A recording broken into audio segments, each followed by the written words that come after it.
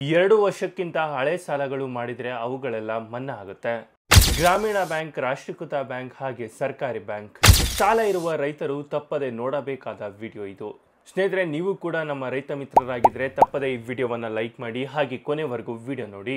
ಇಡೀ ಕರ್ನಾಟಕದಾದ್ಯಂತ ಇರುವ ರಾಜ್ಯದ ಎಲ್ಲಾ ರೈತರಿಗೆ ರಾಜ್ಯ ಸರ್ಕಾರದಿಂದ ಗುಡ್ ನ್ಯೂಸ್. ಈಗಾಗಲೇ ನಿಮ್ಮ ಗ್ರಾಮೀಣ ಬ್ಯಾಂಕುಗಳಲ್ಲಿ ಸಾಲ ಪಡೆದ ರೈತರಿಗೆ ಮತ್ತು ಸಹಕಾರಿ ಬ್ಯಾಂಕುಗಳಲ್ಲಿ ಸಾಲ ಪಡೆದ ರೈತರು ಜೊತೆಗೆ ಯಾವುದೇ ರಾಷ್ಟ್ರೀಕೃತ ಬ್ಯಾಂಕುಗಳಲ್ಲೂ ಕೂಡ ಸಾಲ ಪಡೆದ ರಾಜ್ಯದ ಎಲ್ಲ ರೈತರಿಗೆ ಅಂದ್ರೆ ರೈತರು ಸಹಕಾರಿ ಕೃಷಿ ಪತ್ತಿನ ಸಹಕಾರಿ ಬ್ಯಾಂಕುಗಳಲ್ಲಿ ಸಾಲ ಇದ್ದವರಿಗೆ ಅಥವಾ ಗ್ರಾಮೀಣ ಬ್ಯಾಂಕುಗಳಲ್ಲಿ ಸಾಲ ಇದ್ದವರಿಗೆ ಅಥವಾ ಯಾವುದೇ ರಾಷ್ಟ್ರೀಕೃತ ಬ್ಯಾಂಕುಗಳಲ್ಲಿ ಕೂಡ ಸಾಲ ಪಡೆದ ಎಲ್ಲ ಸಾಲಗಾರ ರೈತರಿಗೆ ಮತ್ತೆ ಡಿಸಿಸಿ ಬ್ಯಾಂಕ್ ಮೂಲಕ ಹೊಸ ಸಾಲ ಸೌಲಭ್ಯ ನೀಡಲು ರಾಜ್ಯ ಸರ್ಕಾರ ಅಧಿಕೃತವಾಗಿ ಘೋಷಿಸಿದೆ. ಈಗಾಗಲೇ ಸಾಲ ಪಡೆದ ಎಲ್ಲ ಸಾಲಗಾರ ರೈತರಿಗೂ ಕೂಡ ಇದೇ ಮೊದಲ ಬಾರಿಗೆ ಸಾಲ ಇದ್ರೂ ಕೂಡ ಹೊಸ ಸಾಲ ನೀಡಲು ಅಧಿಕೃತವಾಗಿ ಘೋಷಿಸಲಾಗಿದೆ. ಬನ್ನಿ, ನೀವು ಕೂಡ ಬ್ಯಾಂಕುಗಳಲ್ಲಿ ಸಾಲ ಪಡೆದ ರೈತರಾಗಿದ್ರೆ ತಪ್ಪದೆ ಈ ವಿಡಿಯೋವನ್ನ ಈಗಲೇ ಲೈಕ್ ಮಾಡಿ. ಈಗಾಗಲೇ ಸಾಲ ಇದ್ರೂ ಕೂಡ ಮತ್ತೆ ಡಿಸಿಸಿ ಬ್ಯಾಂಕ್ಗಳಲ್ಲಿ ಯಾವ ರೀತಿಯಾಗಿ ಹೊಸ ಸಾಲಗಳನ್ನು ಪಡೆದುಕೊಳ್ಳಬಹುದು ಅನ್ನೋದನ್ನ ಕುರಿತು ಕಂಪ್ಲೀಟ್ ಡೀಟೇಲ್ಸ್ ತಿಳಿದುಕೊಳ್ಳಲು ಹಾಗೂ ರಾಜ್ಯ ಸರ್ಕಾರ ಅಧಿಕೃತವಾಗಿ ಘೋಷಿಸಿರುವ ಹೊಸ ಸಾಲ ಸೌಲಭ್ಯವನ್ನ ಇದ್ರ ಬಗ್ಗೆ ತಿಳ್ಕೊಳ್ಳೋಕೆ ತಪ್ಪದೆ ವಿಡಿಯೋವನ್ನ ಕೊನೆವರೆಗೂ ನೋಡಿ. ಅರ್ಹತೆ ಇರುವ ರೈತ ಫಲಾನುಭವಿಗಳಿಗೆ ಸಾಲ ಸೌಲಭ್ಯಗಳನ್ನ ನೀಡಲಾಗ್ತಾ ಇದೆ ಎಂದು ಸಹಕಾರ ಸಚಿವ ಕೆಎನ್ ರಾಜಣ್ಣ ಅವರು ತಿಳಿಸಿದ್ದಾರೆ. ವಿಧಾನ ಪರಿಷತ್ನ ಪ್ರಶ್ನೋತ್ತರ ಕಲಾಪದ ವೇಳೆ ಪರಿಷತ್ ಸದಸ್ಯ ಪ್ರತಾಪ ಸಿಂಹ ನಾಯಕ್ ಕೆ ಅವರ ಚುಕ್ಕೆ ಗುರುತಿನ ಪ್ರಶ್ನೆಗೆ ಉತ್ತರಿಸಿದ ಸಚಿವರು 2023-24 ಸಾಲಿನ ಆಯವ್ಯಯ ಮಂಡನೆ ಸಂದರ್ಭದಲ್ಲಿ ಶೂನ್ಯ ಬಡ್ಡಿ ದರದಲ್ಲಿ ವಿತರಿಸುವ ಬೆಳೆ ಸಾಲದ ಮಿತಿಯನ್ನ ₹1,00,000ನಿಂದ ₹5,00,000ಗೆ ಏರಿಸಿದ್ದರೆ ಈ ಮಿತಿಯಲ್ಲಿ ಪ್ರಾಥಮಿಕ ಕೃಷಿ ಪತ್ತಿನ ಸಹಕಾರ ಸಂಘಗಳು 2023-24 ಸಾಲಿನಲ್ಲಿ 6,744 ರೈತರಿಗೆ ₹190.51 ಕೋಟಿ ಮತ್ತು 2024-25 ಸಾಲಿನಲ್ಲಿ ಫೆಬ್ರವರಿ 2025-28ರವರೆಗೆ 13,689 ರೈತರಿಗೆ ₹589.12 ಕೋಟಿ ಮೊತ್ತದ ಸಾಲ ವಿತರಿಸಲಾಗಿದೆ.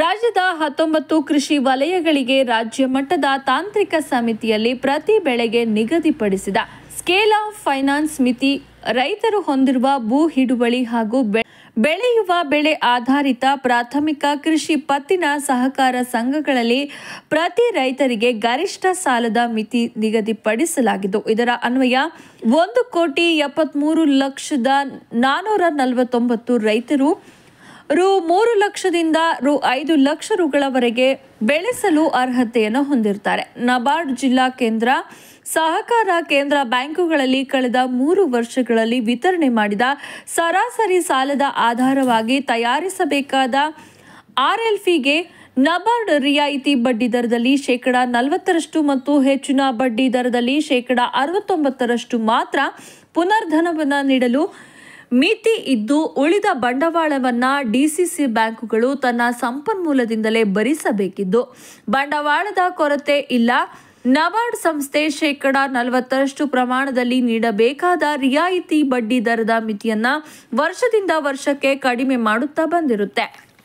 ನಬಾರ್ಡ್ ಸಂಸ್ಥೆ 2024-25 ಸಾಲಿನಲ್ಲಿ ಬಡ್ಡಿ ದರ ನೀಡುವ ಮಿತಿಯನ್ನ ಕಳೆದ ವರ್ಷ ₹5,600 ಕೋಟಿಗಳಿಂದ ಪ್ರಾರಂಭದಲ್ಲಿ ₹34,000 ಕೋಟಿಗಳಿಗೆ ನಿಗದಿ ಮಾಡಿ ನಂತರ ₹8,996.11 ಕೋಟಿಗಳ ಹೆಚ್ಚುವರಿ ಮಿತಿಯನ್ನ ನೀಡಿದ್ದು ₹2,36,389.89 ಕೋಟಿ ಕಡಿಮೆಯಾಗಲಿದೆ.